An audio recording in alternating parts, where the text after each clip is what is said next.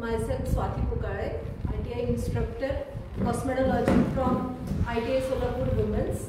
तर काल आपण बघितलं होतं की मेकअपमध्ये आपल्याला कुठले कॉस्मेटिक्स लागणार आहेत.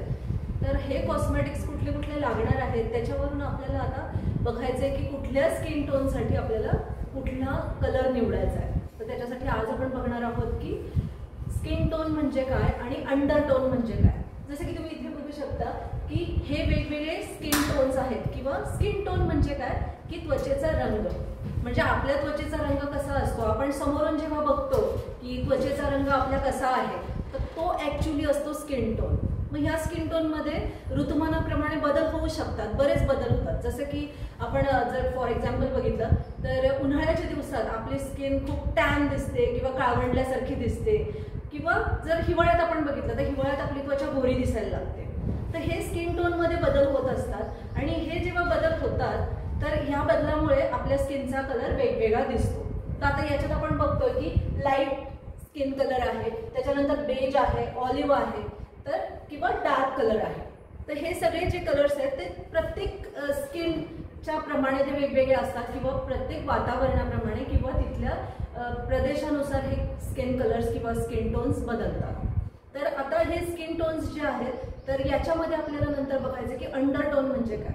तर आता स्किन टोन जो असतो, जसं आपण आता बघितलं की समोरून दिसतो तो स्किन टोन, पण अंडरटोन असतो तो स्किनच्या आतमधला कलर असतो की जो आपल्या त्वचेवर किंवा समोरून रिफ्लेक्ट होतो, तो असतो अंडरटोन. तर आता अंडरटोन 3 प्रकारचे असतात. नेक्स्ट, तर अंडरटोन आपण बघितले तर हे 3 अंडरटोन असतात.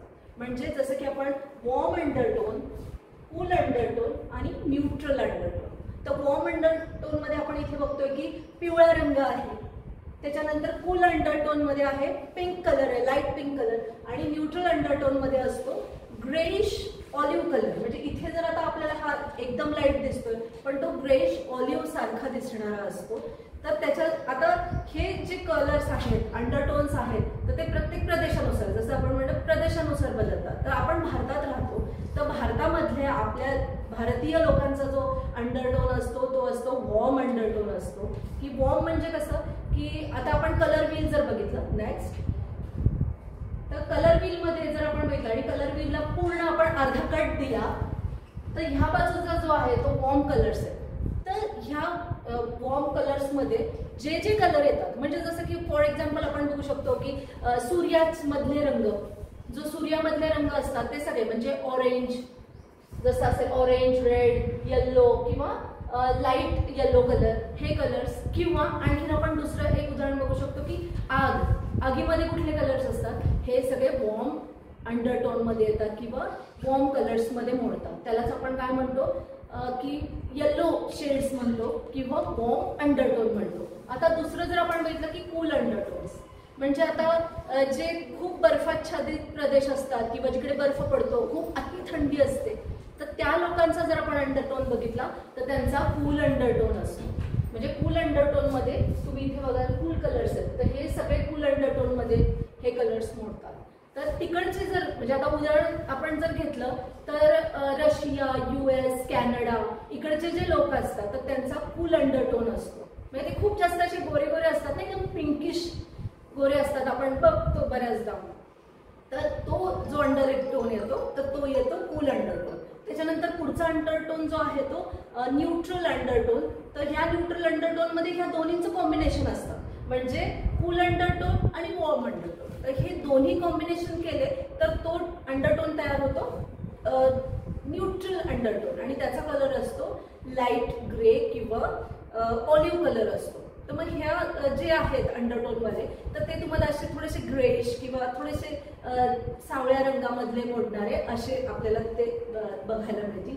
त्याच्यानंतर आपण आता बघणार आहोत की अंडरटोन कसा ओळखायचा.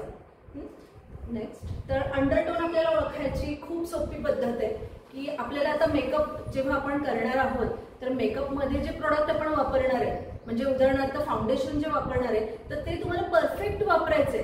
परफेक्ट फाउंडेशन ज्यावेळी तुम्ही यूज कराल तर त्यावेळी तुमचा मेकअप परफेक्ट होणार आहे, बरोबर ना. तर त्याच्यासाठी तुम्हाला हे अंडरटोन माहिती असणं महत्त्वाचंच आहे, आणि त्या अंडरटोननुसार जर तुम्ही कॉस्मेटिक कलर्स निवडले तर मेकअप हा तुमचा परफेक्ट होईल. तर आता सोपी पद्धत म्हणजे आपण जेव्हा आपल्या हाताचं रिस्ट म्हणजे आपलं मनगट जर बघितलं तर मनगटावर आपल्याला आपली जी नस आहे किंवा जी आपली शीर आहे ती कोणत्या रंगाची दिसते? बघा बरं कुठल्या रंगाची दिसते प्रत्येकाची. तर आपण जर बघितलं भारतीय आपण जर आहोत तर आपली कुठल्या रंगाची दिसते? हिरव्या रंगाची दिसते, बरोबर. तर हिरव्या रंगाची जर आपली नस दिसत असेल म्हणजेच आपला अंडरटोन कोणता आहे? वॉर्म अंडरटोन आहे, बरोबर. तर आता त्याच्यानंतर आपण जर बघितलं की कूल अंडरटोन मध्ये, तर आपल्या इथे आता कूल अंडरटोन वाले नाहीये किंवा आपल्या इथेही दिसणार नाहीये.